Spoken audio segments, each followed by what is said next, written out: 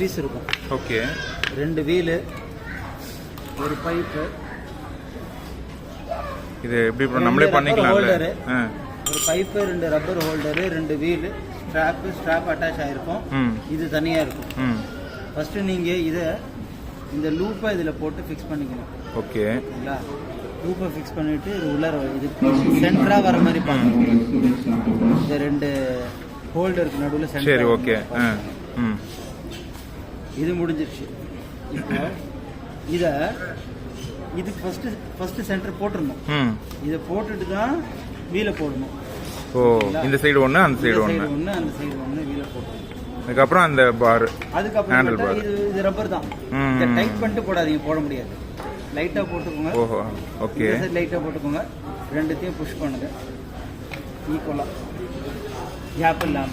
சரி, ஓகே.